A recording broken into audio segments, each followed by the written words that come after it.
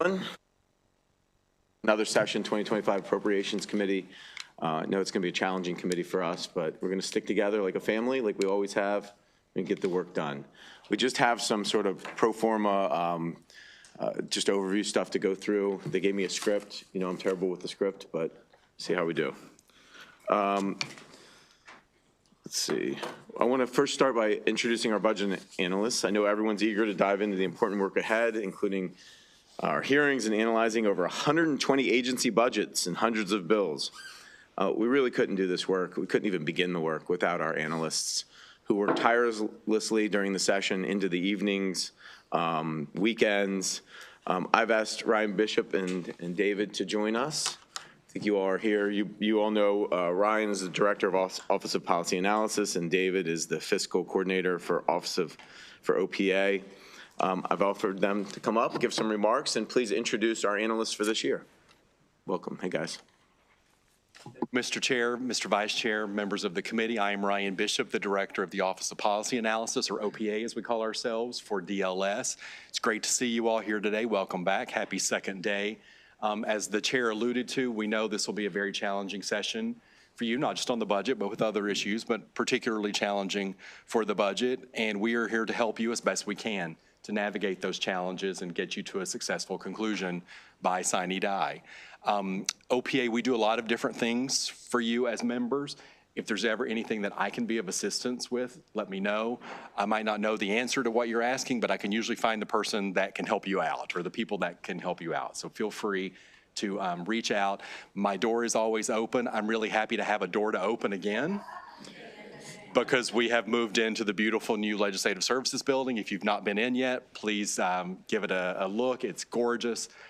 We appreciate your assistance and your help over the years with that.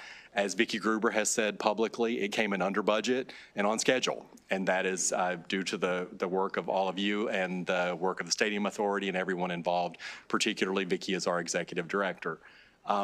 With that, you know, most of the OPA staff that you will see during session will be our budget analysts. And we have about 25 or so analysts and managers that work exclusively on the budget and the budget process to help you. And I'll turn it over now to David to introduce some of our managers and our new staff that are with us that we've hired since the end of the session last year. So with that, Mr. Chairman, thank you. It's good to see you all again. And I'll turn it over to David.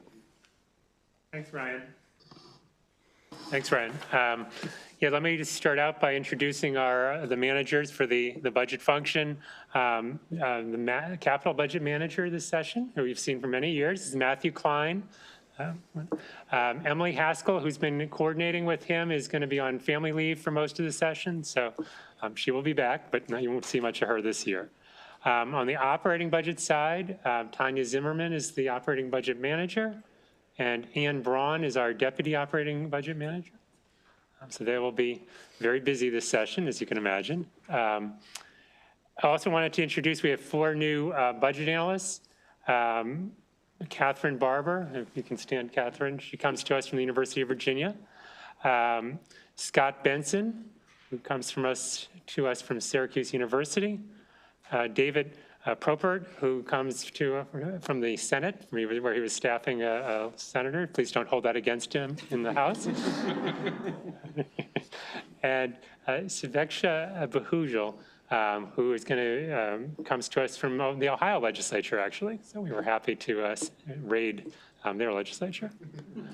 So we look forward, Mr. Chairman, to working with the committee. We will really get started on the 20th. You have the fiscal briefing where we'll give you our overview of the operating and capital budget that the governor has proposed, and we'll be with you throughout the session supporting your decision process and making sure you understand what's going on in the budget.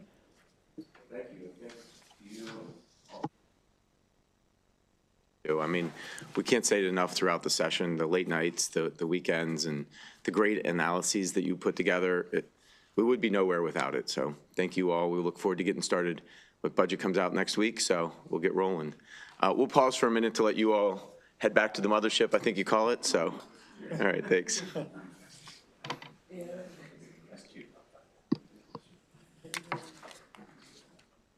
All right, in your packet, you'll find a list of committee staff members.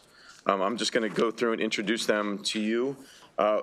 New to the Appropriations Committee, but not new to this legislature, Matt Bennett is joining us. He has spent 17 years with the Department of Legislative Services, including committee staff in B&T for many years. He'll be staffing EED, Capital Budget Subcommittee, and T&E Policy. Matt's back here. We're really just very excited to get Matt. It's a great score for us, so welcome. Ken Weaver is his fifth session with the committee. Wow, we got to get you like a pocket watch or something. Anniversary, 5th session. He'll have T&E this year and operating budget as well as related bills as well as PSA. Joe Guberle returns for his 2nd session with HHS, the Oversight Committee on Personnel, and the Oversight Committee on Pension. Joe, welcome back. Helen Wilson is here she's got us all beat her 25th session as secretary. Not here today. She's not here? I hadn't seen her. Okay, but we could all applaud when she's here. Tony Deluge is here for her 3rd session as our committee. Okay, she's up front doing her job as committee receptionist. And Nathan Sayers is back for his 2nd session as committee coordinator. Nathan, welcome. We have BJ King, who is our committee intern, as well as our trooper Nathan Scafidi. Did I say that? Great, Nathan. Yeah. Thank you for being here and protecting us and the great job you do. I would like our tremendous vice chair and welcome him. And if you want to introduce your staff, Mr. Vice Chair. Thank you very much, Mr. Chairman. Happy New Year, everyone. It's great to be back and look forward to working with everybody. And well, my staff is Ms. Debbie Romanowski, and she's been here for how many years? 38 sessions. So yeah, so we're here to support the committee. Just let us know how we may help. Thank you, Mr. Chairman. And I don't think, Carol and Jill did not put them in this. Oh. Yes. Did I already read you this? Oh. No. Jewel, yes, I missed my staff, Jewel Harris. This is why I don't do scripts, I just do notes. Fine, I get it. And Carol Smith is back for her 3rd session with us. Yeah. Moving on to committee guidelines, you should have received this year's committee guidelines via email. These guidelines contain important details that all members need to be aware of.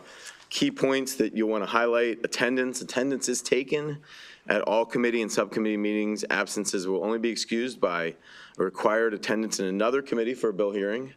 A meeting with the speaker, a meeting with the governor, that's kind of excused, or an emergency at the discretion of the chair. You or your staff must let Carol know about the absence. So I know sometimes you want to text me, that's fine, but you also need to text Carol and make sure she knows so she can mark you excused. Budget hearings, the governor will introduce his budget, as we mentioned, January 15th. Budget hearings will begin about a week after that on January 23rd. You'll have physical copies of the budget books from the Department of Legislative Services, not from the committee. They will come directly to your office. The full schedule for operating and capital budget hearings will be available on the website. The budget office also will email DLS budget analysis to committee members 2 days before each agency hearing. All public testimony and agency responses will be available on your floor system. So for our newer members, you might want to affiliate yourself with that, acquaint yourself with that. The subcommittee process is vital. And I think this is a place that really makes us unique as an appropriations committee, really the power and autonomy of our subcommittees, right? And your ability to get entrenched in those subcommittees and do the work. So your work on subcommittee is paramount to the work and the product we put out on the floor. So make sure you're at subcommittee, you're working with your chair of your subcommittee, and you're getting a great product out at the end of the session. Because you're really without these subcommittees, and it's really a privilege to have such autonomous subcommittees that you don't really have on other committees. Your voting committee is final, it cannot be changed. Second reader rule is applied here in the Appropriations Committee. So remember, we want to be proud of our work product, and we believe it to be collaborative. And we try as best as possible, Mr. Grice, to be bipartisan and to take all perspectives in play. Which means when we get a product to the floor, we want to have, sort of some pride in that as committee. Don't offer amendments on second reader. We ask that you not do that, or initiate discussion on second reader. Of course, third reader, you vote your conscience. And if there's a vote on second reader, you've got to vote your conscience. But initiating amendments to a work product that you've collaborated on would not be a great idea. Before we adjourn, I want to remind you the full schedule in January is on your desk. I think we just handed that out. So you can see kind of where we're headed for the next 3 or 4 weeks. And I also wanted to give our new members a chance to introduce themselves. So Delegate, tell us a little bit about yourself, where you come from, and welcome. Delegate Barry Beecham. I'm from Wycomico County. I serve District 38B, and I've been self-employed for 41 years. And I went to school at Salisbury University and local high school, James and Bennett High School. I wrestled, played football, and I just really got involved in politics about 3 years ago. My wife and I, she's on the local school board, and we just basically just felt like we wanted to be involved. And how I ended up here, I'm not so certain of, you know. But yes. Well, I've taken over where Carl has left off, so hopefully, you know, I won't let him down, or hopefully I won't let you guys down. So thank you. Thank you, Chair Barnes. I'm Delegate Matt Schindler. I come from District 2B, which is the city of Hagerstown. Born and raised in Hagerstown, have a lot of pride in my hometown, and served on the Hagerstown City Council. You know, when the good delegate Brooke Grossman resigned and that opportunity came up, I threw my hat in the ring, and I'm very proud to be here to serve with all of you, and I hope to do it justice. So, thank you. Congratulations to both of you on your privilege to sort of be down here, but also on your appointment to the Appropriations Committee, which I think everyone in this room feels is really a plum assignment. And believe me, the Speaker doesn't just appoint anybody to the Appropriations Committee. She really hand selects Appropriations members. So she must have seen something in each of you to have gotten this selection. So I think you'll find it rewarding and tangible, right? Policy work is cool, but what we do is very tangible. You can see the results, you're appropriating the funds, you can see what's happening in your communities on the ground. So I hope you'll find it rewarding and exciting, and welcome. With that, I think I've covered at least 80% of my script. So, you know, I wish everyone a successful session. My door's open, so you can just walk in. You know, you should have my cell phones. Everyone here who's been on here has my cell. Delegates, make sure you get my cell phone. You can text me, you can walk in. We want to be collaborative, and we want to hear your voice. So we're going to get to work next week. Anything else for the good of the order? We're adjourned.